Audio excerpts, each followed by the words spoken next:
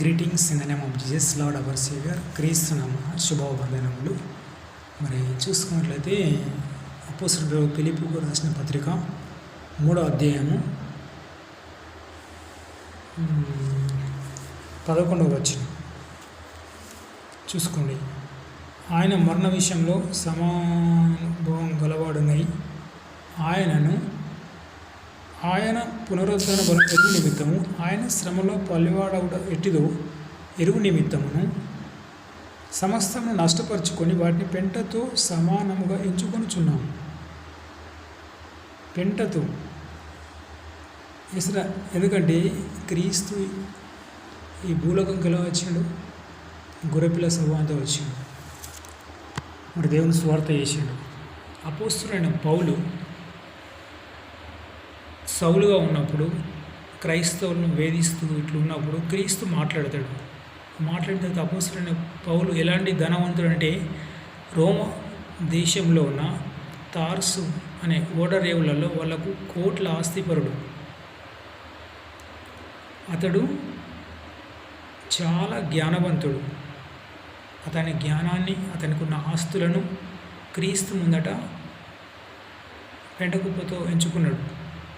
చూసిరా, ఆయన శ్రమలు పాలివాడవునట్లు.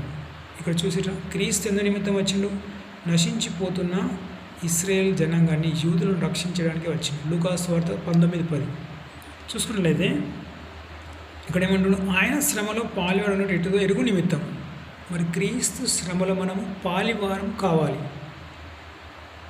ఎందుకు? యేసయ్య దేవుని రాజ్యం ఏదైనా తోటను స్థాపించిండు.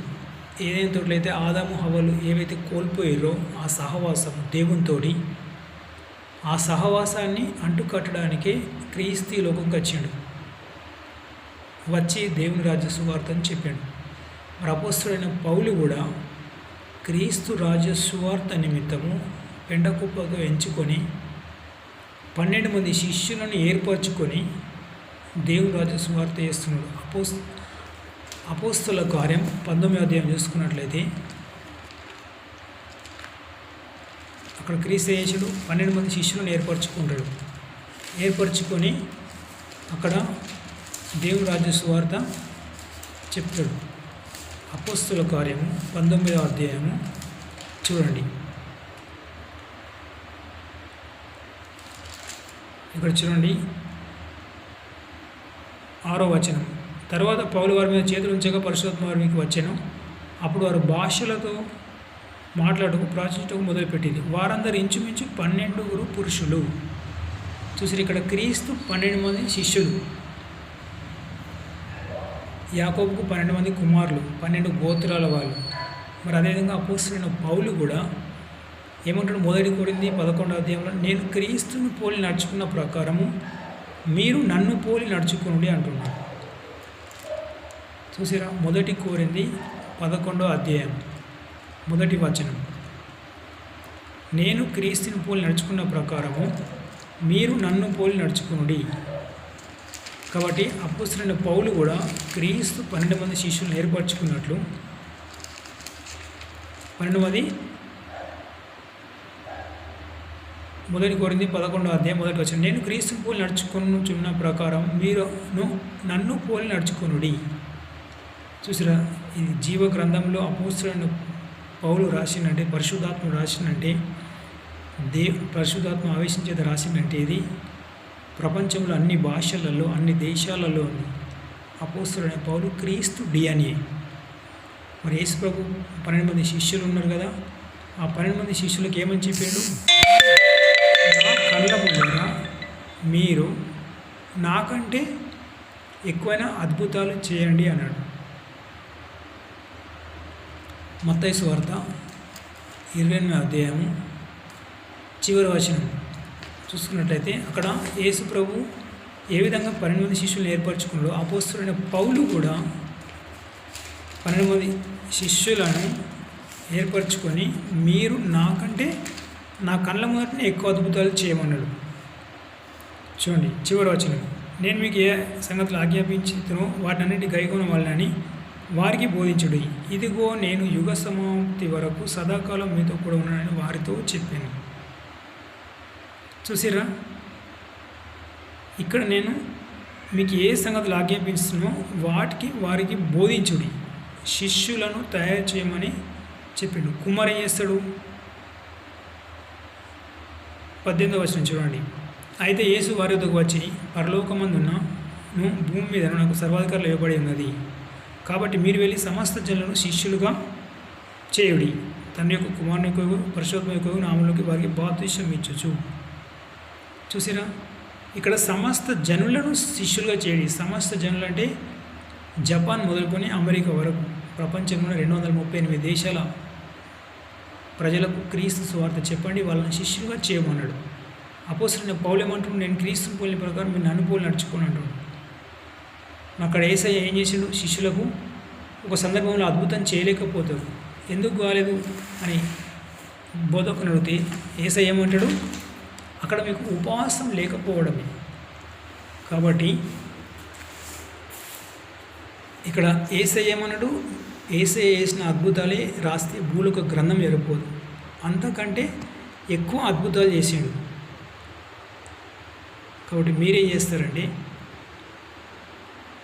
మీ కింద ఉన్న శిష్యులను తయారు చేయండి, మీ కళ్ళ ముందంటేనే మీకంటే ఎక్కువ అద్భుతాలు చేయని చెప్పండి.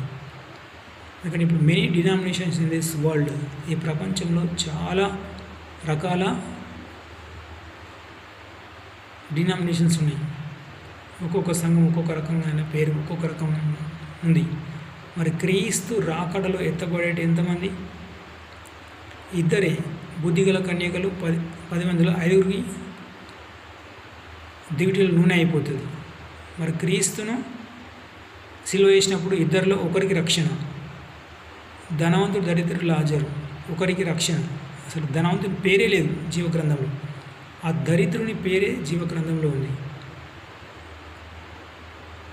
క్రీస్తు యుద్ధకు ఇద్దరు వస్తారు. ప్రతి ఒక్కరు ఇద్దరిలో ఒక రక్షణ, ఇద్దరిలో ఒక రక్షణ. కాబట్టి మరి క్రీస్తు ఆజ్ఞలు పాటించి క్రీస్తు శిష్యుల తయారు చేస్తే ఖచ్చితంగా మనకు క్రీస్తు అదేం వెళ్తాం.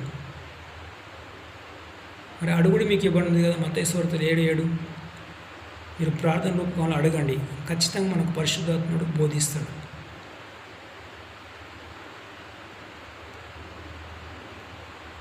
క్రైస్తవ ఆత్మ జీవితంలో చాలామంది పడిపోయేది ఎక్కడంటే ఆజ్ఞలు తెలుసు కానీ పాటించలేక, ప్రార్థన లేక సనుకోవడం ద్వారా. ఇశ్రాయేలు జనాంగం ఎంతమంది ఐగుప్తు నుంచి కానానుకు చేరుకున్నది? ఇద్దరే. మరి దాటింది ఎంతమంది? 6,24,000 మంది. చాలామంది అన్యుల చేత చంపబడతారు, రోగాలు వచ్చి ఇంకొంత తాపసర్పాలు పుట్టిపోతారు, 3 రకాలు చనిపోతారు. మరి కానాను చేరుకుంది యెహోషువ, కాలేబు ఇద్దరే. ఆ యెహోషువ, కాలేబు చిన్న పిల్లలు అయి ఉంటారు. అది దాటేటప్పుడు 40 సంవత్సరాలు కానాను పోయేసరికి అవుతుంది. అంటే వాళ్ళు 5 సంవత్సరాలు ఉండొచ్చు, లేకుంటే 8 సంవత్సరాలు ఉండొచ్చు, చిన్న పిల్లలు ఉంటారు. అందరూ రాలిపోయారు. కాబట్టి మేలు చేయడానికి విసుకగా ఉండాలన్నట. మనం ఇతరులకు కష్టాల్లో, ఇబ్బందుల్లో, ఇరుకుల్లో ఉన్నప్పుడు వాళ్ళకు మేలు చేయాలి. మరి దీవిస్తేనే దీవెనలు, శపిస్తే శాపాలు. కాబట్టి నా హంబుల్ రిక్వెస్ట్, పాతవి గతించిన నూతన ఉద్భవించిన ఉంది కదా. కాబట్టి మనం ఏం చేయాలంటే నూతనవి ఉద్భవించినట్టు చూసుకోవాలి. ఆత్మ ఫలం గలతీ పత్రికలు ఉంది కదా, ప్రేమ, సంతోషం, సమాధానం, దీర్ఘశాంతం, దయాళుత్వం, మంచితనం, విశ్వాసం, సాత్వికం. ఇది ఆత్మ ఫలం, ఫలాలు కాదు, ఒకటే. ఆ ఒక్క ఫలములనే విత్తనాలు ఎలా ఉంటాయో అలాంటి విత్తనాలు. కాబట్టి మనం ముందుకెళ్ళాలంటే, మనం అభివృద్ధి పరచబడాలంటే, మన కుటుంబం శాపగ్రస్తకంగా ఉన్నా, ఎలా ఉన్నా, మనం రేపటి కోసం బ్యాంకు బ్యాలెన్స్ లేక మోషే ఏం చేశాడు? రేపటి కోసం ఆలోచించలేదు, కానీ దేవుడే ప్రార్థన ద్వారా మన్నాని ఇచ్చాడు. చూడండి, గలతీ పత్రిక 5వ అధ్యాయము 22వ వచనం, పేజీ నెంబర్ 171. అయితే ఆత్మఫలం ఏమనగా ప్రేమ, సంతోషం, సమాధానం, దీర్ఘశాంతం, దయాళుత్వం, మంచితనం, విశ్వాసం, సాత్వికం, ఆశ, నిగ్రహం. వీటి నుంచి కొన్ని మనం ముందుకెళ్తే ఖచ్చితంగా మనం అభివృద్ధి పరచబడతాం. చాలామంది సాతానుడు దుష్ప్రభావి చూపించే వాటికి లోబడిపోతారు. మత్తాయి 4:4, లూకా 4:4. అలా ఏముంటుంది, భూలోక రాజ్యములన్నీ చూపించినప్పుడు యేసయ్య ఏమంటాడు, మనిషికి రొట్టె వల్ల కాదు కానీ దేవుని నుంచి వచ్చే మాట వల్ల జీవించాడు. సాతానా పో అంటాడు. ఎందుకంటే మనకి నమస్కారం చేస్తే భూలోక మహిమంతా మనకి ఇస్తాడు. మోషే 10 మొదటి ఆజ్ఞ ఏంటిది? I am the Lord the God, no other God before me. నేను మీ దేవుడు అని యెహోవా, నేను తప్ప వేరొక దేవుడు ఉండకూడదు. కాబట్టి నా హంబుల్ రిక్వెస్ట్, మనం మేలు చేయటం విసుకై ఉందాం. మన కుటుంబానికి మెండైన దీవెనలు వస్తాయి, ఆశీర్వాదాలు వస్తాయి. మన అపోస్తలుడైన పౌలు ఏం చేసిండు? 12 శిష్యులను ఏర్పరచుకున్నాడు, భాషలు మాట్లాడాడు, 14 పత్రికలు రాశాడు. అంటే దేవునికి ఇష్టమైంది. మరి ఫలించండి, ముందుకెళ్ళండి. నా ఆత్మీయ జీవితంలో కూడా నాతో గాబ్రియల్ దేవతతో మాట్లాడినప్పుడు, రేపటి కోసం బ్యాంకు బ్యాలెన్స్ ఉంచుకోకూడదు, ఆత్మఫలం ఉంచుకోవాలి. ఇశ్రాయేలు జనాంగం ఐగుప్తు నుంచి కాలం నడిచినప్పుడు ఎలా వాళ్ళు పాత్రలు స్టోరేజ్ పెట్టుకుంటే రేపటి కోసం కంపు కొట్టింది. కాబట్టి మనకు రేపటి కోసం ఆలోచన రావద్దు. ఏనాటికి ఆనాటికి చాలు. అట్లా ఉంటే మనం అభివృద్ధి పరచబడతాం. దీవించాలి. దాన ధర్మాలు ఎక్కువ చేయాలి. ఆయనతో దూత అయిపోయినప్పుడు ఆ ఆజ్ఞలు పాటిస్తూ నేను ముందుకెళ్ళిన నా ఆత్మీయ జీవితంలో ఎదుగుదల, కుటుంబంలో ఎదుగుదల. కాబట్టి మీరు కూడా ఫలించండి, ముందుకెళ్ళండి. God bless you. Have a nice day. నా కోసం, నా కుటుంబ క్షేమం కోసం ప్రార్థన చేయండి. Praise the lord.